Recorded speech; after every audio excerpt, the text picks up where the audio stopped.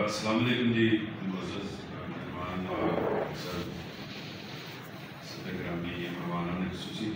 मुझे नवीद मिर्ज़ा साहब ने ये नहीं बताया था कि मैंने यहाँ कुछ बोलना है। और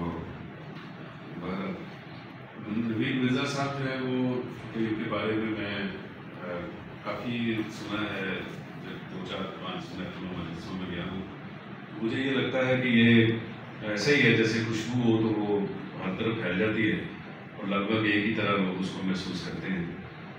नवीद मिर्ज़ा साहब जब मैं इनसे मिला हूँ, और आमतौर पर भी अगर आप इन्हें मिलें और आपको ये ना हो कि ये शायर हैं या तो दानिशवर हैं, बल्कि जैसा भी आपने सुना कि ये इतना कुछ है जितना लोग कम होते हैं। तो मतलब ये शायर भी हैं, दानिशवर भी हैं, तनकीद नगार भी हैं, बच्चों का अदब भी लिखते हैं, उसमें शायरी भी शामिल है बच्चों के अदब में, और कहानियाँ भी शामिल हैं। और इसी तरह एक अल्लामा इकबाल पे भी इन्होंने काफ़ी काम किया है, और कालम निगार भी हैं। और मैं चूँकि देखता रहता हूँ तो इनकी मतलब हर अहम मौके पे इनकी पोस्ट मौजूद होती है, उसका कालम ये या लिख चुके होते हैं पहले ही, और या उस वक्त लिख के ये। तो मैं बड़ा हैरान होता हूँ कि ये जॉब करते हैं, जैसा भी बताया इन्होंने, उसमें काफ़ी वक्त लगता है, और उसके बाद ये आके ये सारे काम भी कर लेते हैं। काफ़ी सारी किताबें जैसा कि पता चला वो इनकी आ चुकी हैं। और जब ये मिलते हैं तो इतनी आम गुफ्तगू, यानी जैसी हम रोज़मर्रा में बातचीत करते हैं तो वैसी गुफ्तगू होती है। ये अंदाज़ा नहीं होता कि ये जो नवीद मिर्ज़ा साहब हैं ये माशाल्लाह से इस कदर हुनरमंद हैं, इस कदर तख्लीकी सलाहियतें हैं इनमें, और उनकी तख्लीक के इजहार का तरीका इनका इतना अच्छा है।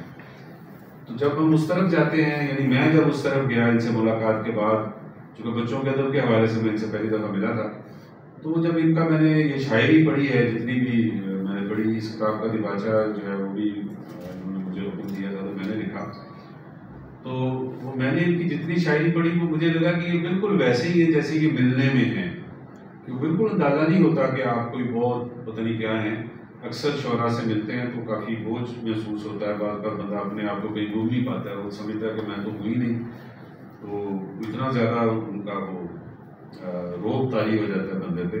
तो इनके मिलने से तो खैर कतई रोब तारी नहीं होता, बल्कि बात का तो बंदा कभी उनको डांट डपट भी कर देता है। तो लेकिन इनकी जो शायरी पढ़ते हैं तो उसको पढ़ते हुए भी रोब तारी नहीं होता। और इंतहाई मज़े की बात है कि ये बहुत सादा सी, मसलन अगर ये किसी बात पे परेशान है तो उसको भी शेरों में ढाल देते हैं। वो खा बिल्कुल बहुत ज़्यादा घरेलू किस्म की किचन की बात ही क्यों ना हो, बावर्ची खाने की, तो उसको भी अच्छे शेर में डाल देते हैं।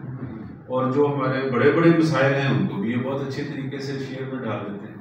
हमारे जो रूहानी मामलात हैं, जो हमारा सूफीज़म है, हमारा अंदर है, हमारा बाहर है, हमारी दुनिया है, हमारा दरवेशी है, ये सारी चीज़ें इनकी शायरी में बड़े ही मज़े से, बड़े पुरलुत्फ़ तरीके से, बहुत ही आसान डिक्शन में, मुझे नहीं याद पड़ता कि मुझे इनकी शायरी पढ़ते हुए किसी दोस्त को फ़ोन करना पड़ा हो कि थोड़ा सा इस पर बातचीत करें, समझ नहीं आ रही, या कोई डिक्शनरी उठानी पड़ी हो, या कोई और ऐसी मदद कि मैं इसको समझूं कि ये समझ